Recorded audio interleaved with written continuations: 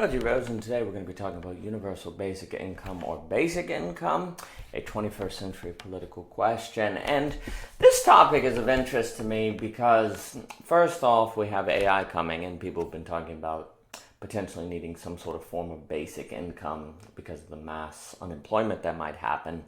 I think it's Martin Ford. He wrote a book, The Rise of the Robots, and this has been a concern of people. And now with ChatGPT and so on and so forth, it seems to become pressing. It's also of interest because there's this problem of how to make liminal web spaces sustainable. There's the work on a new pricing mechanism of digital assets from Anthony at Intrinsic Research Co. And then you have also the emphasis on the theory of time energy from Dave over at Theory Underground. All of that is putting its finger on something very, very important. And perhaps we can solve all of those issues simply with a UBI structure or BI structure. Now, I'm not saying that's necessarily the case, but it's worth considering. Anthony's done so much work on, say, how do you price a liminal web space? How do you invest in, say, communities like Voicecraft or Philosophy Portal? Because it would seem like these online spaces or online work in general really need an investment model to take off, and that's a little different than Patreon, because businesses, say, on Wall Street have the advantage of investment, and that would mean if I were to invest in, say, a stock like CVS or Advanced Auto Parts or something like that, I make money if they make money. You know, I can sell the equity and get it back, and they benefit from the access to liquidity. So there's this interesting difference between a donation model and an investment model, and something like investment seems very important for online spaces. Also, too, because that creates a sustainability and also will make people eager to find the most efficient, successful, and value-adding spaces online. Now, there's a lot more that can be said on that topic. Again, Anthony at Intrinsic Harmony, also Intrinsic Research Co., has a lot of really important thinking on this topic, and I've had the pleasure of speaking with him. He's a really wonderful individual. And then also the idea of time energy. If you don't have energy and you don't have time, it's very difficult to do your own work, very difficult to think of alternatives to the system, and so on and so forth. And the Theory Underground talks about that quite a lot. And then, of course, AI. But all of this might be addressed with some kind of basic income structure. Maybe not. And I should note that there is a difference in the literature between UBI and BI. Universal basic income, as I understand it, is where, say, everyone receives $20,000 a year. No questions asked. Rich, poor, doesn't matter. Basic income is where you want to make sure that everyone is making, say, $30,000 a year. So someone making $20,000, you'll give $10,000, whereas someone making $50,000, you don't give anything. Both of these programs are critiqued as potentially just, being a threat to welfare, hurting the welfare system, and that being really problematic. But then other people argue they're much more efficient because you're not going to need the same level of bureaucracy. You're not going to need food stamps, Medicare, Medicaid, all these different things, earned income tax credit. None of this is needed. You just write the check, basically. Now, some people say that's not actually what's going to be the case, and there's no possibility of, say, UBI or BI ever paying for people's medical costs. So then maybe you keep Medicare and Medicaid, or universal health care of Obamacare, as some people have called it, so on and so forth. So there has to be some debate. But the idea is that you would make sure that everyone is receiving a certain amount of money.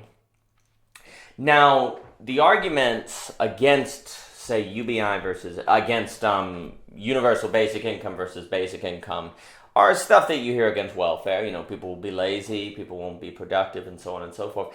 And it is a serious question on if welfare is a net good or net bad.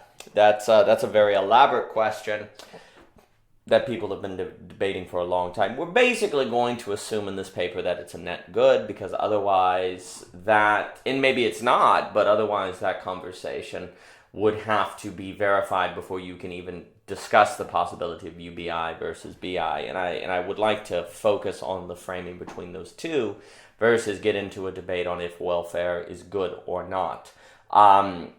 And to focus on UBI or BI, the first argument in favor of, say, universal basic income, where everyone receives, say, $20,000 a year, versus basic income is that basic income would still need some sort of progressive tax system. If not a progressive tax system, some tier system. There's going to have to be bureaucracy to see who's making what, who's cheating, who's gaming the system. If I have to make sure if I have to give out basic income relative to, say, 30,000, then I have to monitor everyone to see who's, say, making 20,000 or 40,000 or whatever, and adjust the checks accordingly. And probably all of this, I say checks, but it will probably all be electrically deposited. Whereas if I just write everyone a check, there's just 20,000 put into the system for everyone every year, or you could break it down, 3,000 too. There's a lot of different ways to do this. And that would suggest that universal basic income is going to be much more efficient and doable than basic income. But of course, the risk is, say, nobody working, or, the money being wasted, or causing mass inflation, things that lots of people have talked about. Now, perhaps what you could do is do a universal basic income, and then at the end of the year, use the tax system to practically make it a basic income. And what I mean by that is, let's say you decide, everyone should make $60,000 a year. You do taxes and find out that some people made $100,000. Well, then you just tax them $40,000 or something. And if they can't pay it because they've spent all the money, you just put it on next year, and maybe you do it after 5. If they don't pay up, you cut the UBI entirely. The person doesn't make the UBI at all. And that would seem much more manageable than tiering it or having a certain ratio that they have to make. So maybe that's part of the equation. We use the tax system in concert with the UBI. But it would seem that it would be just bureaucratically too difficult you'd have to monitor. You'd almost need a surveillance state of some kind.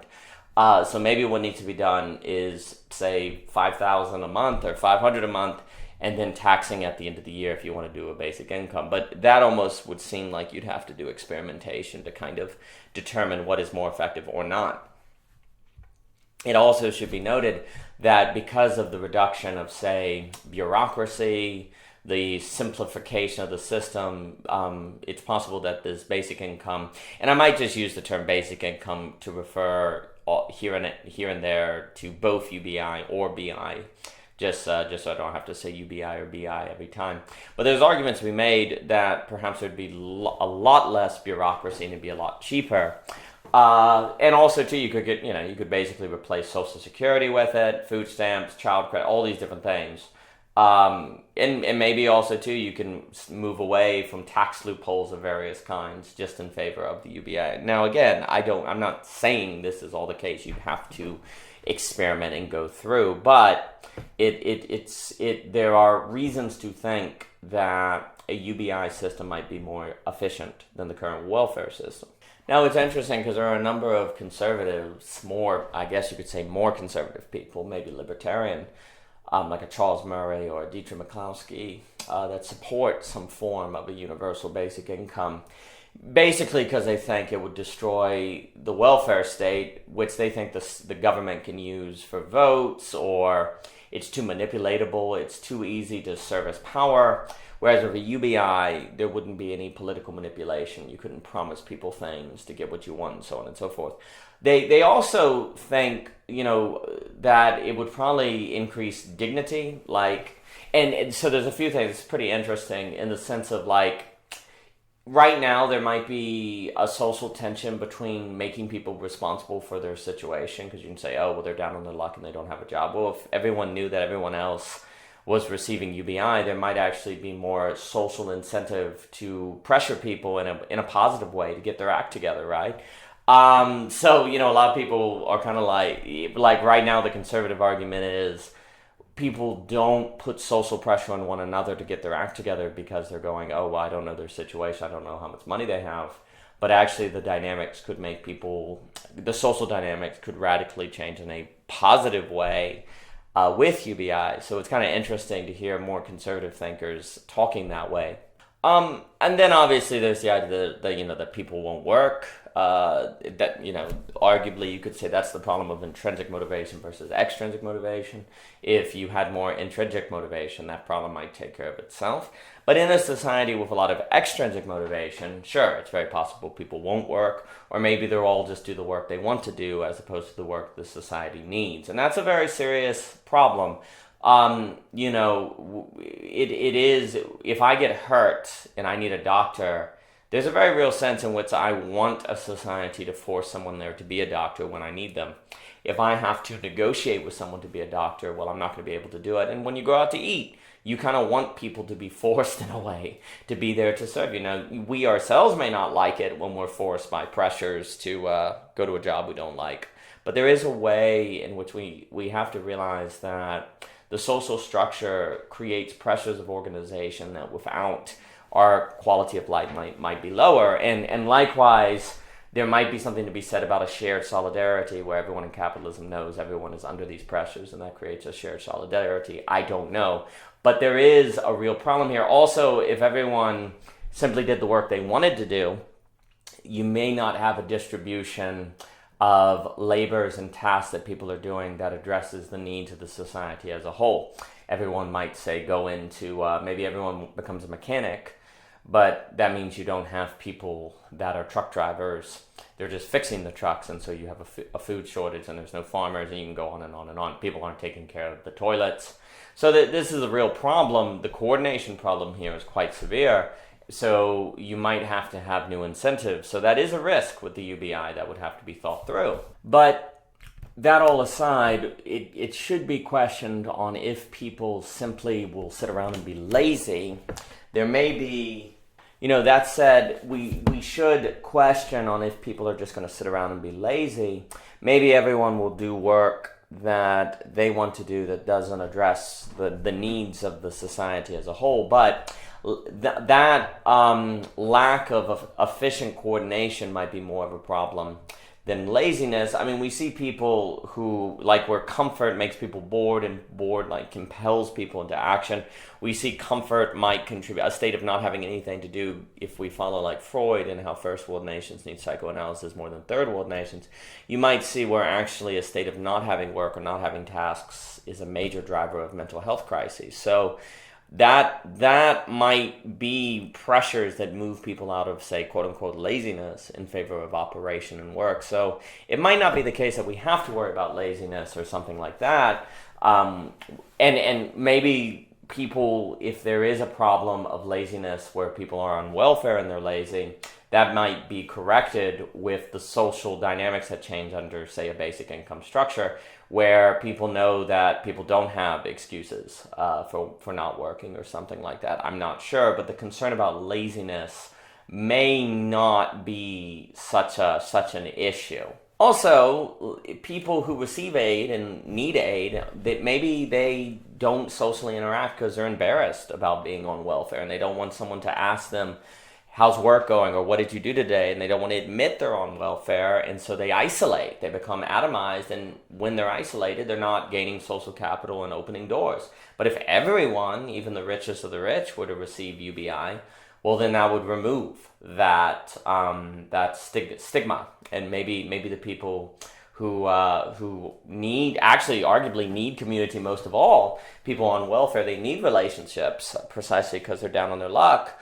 They might be more likely to interact because they won't feel, so isolated by their condition. So UBI could have a big impact on people that way. The next issue is going to be inflation, and obviously inflation's an issue now. And I think that would just have to be gauged. We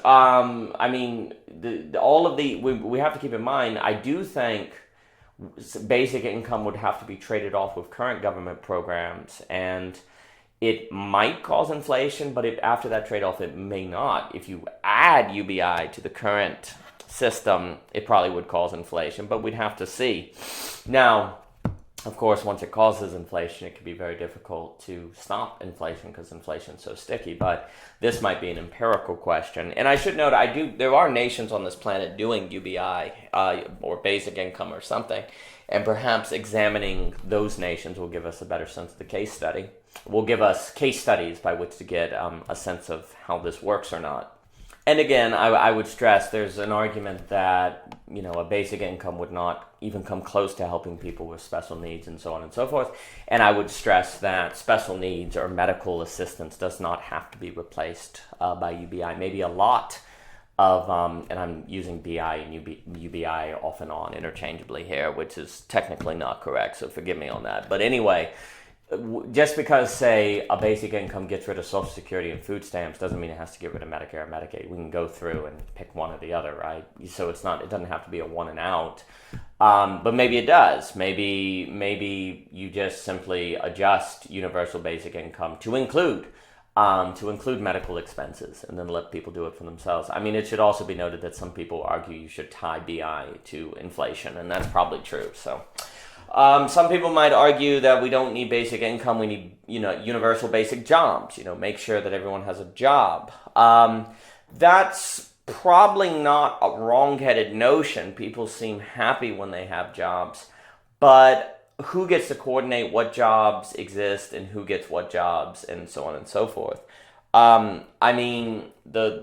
The current system kind of provides universal basic jobs, you could argue. There is jobs for people. The problem is they don't have the skills. You could argue we need retraining and, retraining schools. I think those are more popular in Europe, maybe Germany. I'm not sure. Don't quote me on that. And arguably YouTube and all that is a kind of retraining school. You could argue the laptop is a giant retraining school that everyone has access to. If only we tore down the college monopoly on credentials, which is something that's described throughout OG Rose and I do think needs to occur.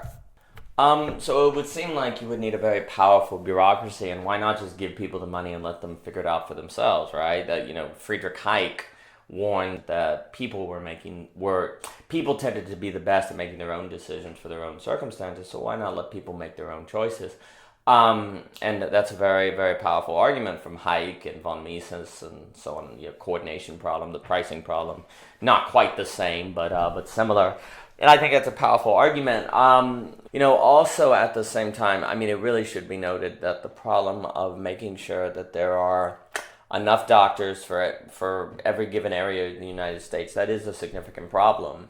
And if you had a basic income, that may remove the incentive for people to do that. So might you need universal job coordination where the government is keeping track of what areas have what jobs? What would be the function of demand for people to move into different areas? Obviously you'd still have various paychecks. So, if you want to make $200,000 a year, you'd need to be a doctor as opposed to $20,000. So this problem might take care of itself, but the coordination problem really should be noted here. But again, you could just argue, well, the pricing, coordination problem, et cetera, so forth, that's all taken care of now. And there's welfare, so why should this be a problem then? And that's a fair argument. The next argument could be that the idea that robots are going to make us all unemployed is overstressed. They've been saying that forever with the economy, and yet we've always managed to create new jobs. I think it's a very fair argument. We just can't imagine all the jobs that AI will create. We might, AI may turn around and cause the greatest economic explosion in the history of the world in a positive way that doesn't cause unemployment, because it creates all new things for humans to do. This is very, very possible. And so, considering this, you won't need BI. You could also say that it's just unimaginable that AI will be able to replace all the jobs in the economy. There will still be millions upon millions of jobs that are needed. And maybe one day you'll have robots that can be a plumber, but then you'll have to have someone to bring the robot to the place where the plumbing is needed, to put the robot in the toilet, and that seems like a very advanced technology. So this may not be as much of a threat as people think.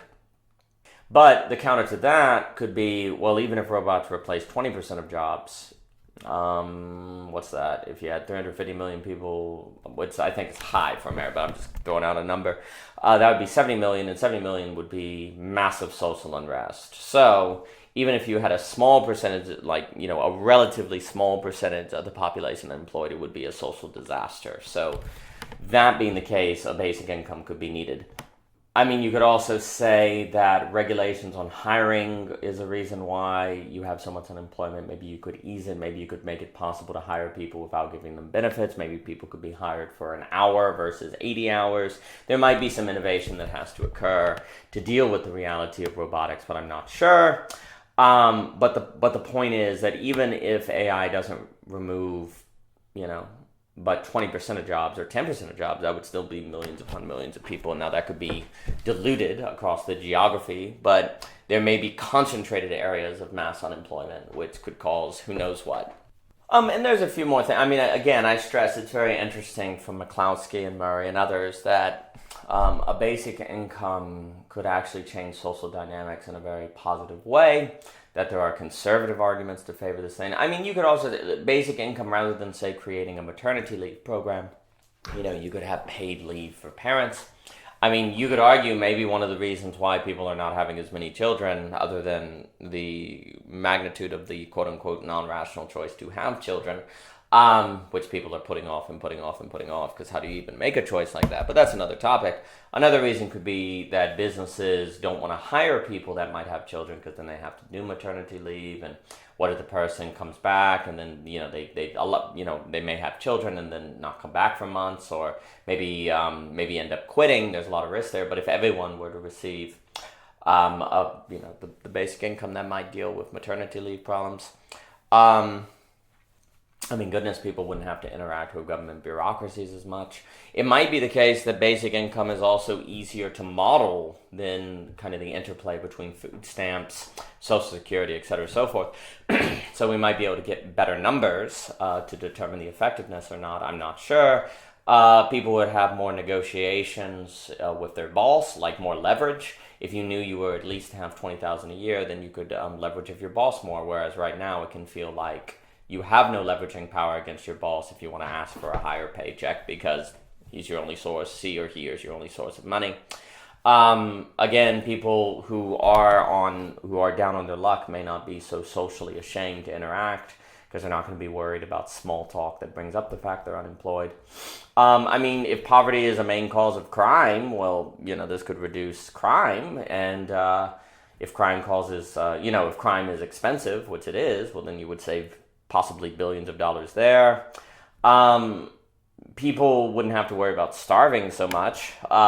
They wouldn't, they may still worry about owning a home, but basic needs might not be so much of a concern. If there are certain groups that are affected by poverty, minorities, say, are affected by poverty on average more than other groups, and that creates a racist association between that group and everyone else, well, you could start breaking up that racism. So there's a way that welfare, basic income might help fight some of the xenophobia, racism, all that stuff that's happening.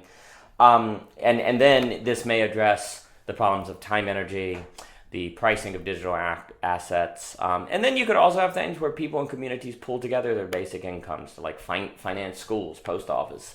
It might provide extra money, and then it could be seen as a coordination, a mechanism of coordination where localities use their basic incomes to fund what they want to see. So maybe that would help bring back social capital, social interaction, so on and so forth.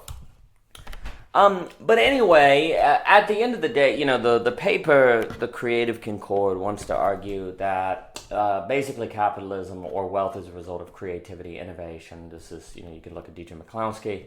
And really, I think Karl Marx, you have the bourgeoisie, the proletariat, but I think there's a third class who create the means of production, the artifacts, and that's described in the Creative Concord, the artifacts.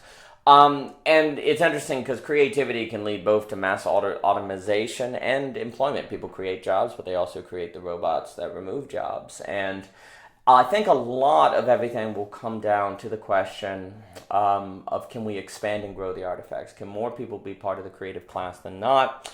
This also gets into stuff like absolute knowers, absolute communities, delusion individuals, all of these Nietzschean children as discussed in Belonging Again. And it's very possible that UBI or a basic income structure could help with this problem. It might help us create absolute communities, which seems very necessary for us to deal with the existential anxiety of the current sociological climate, the current age. And if so, the projects, the basic income projects, should be attempted and examined. And maybe they help, maybe they don't, maybe they make things a lot worse, maybe not. I'm not sure. But this should be considered as a possible route, and it might be necessary or part of the question of, can we scale absolute communities, in the question of, can we scale creativity? Because that's also going to be this tied to the scaling possibly of intrinsic motivation. And intrinsic motivation seems central to all of this because that creates a new kind of subjectivity that seems needed for dealing with the problems of globalization and pluralism and the existential anxieties that come with that. But anyway, for more by OG Rose, please visit ogrose.com, Twitter, Instagram, Anchor, so on and so forth. And thank you so much for your time.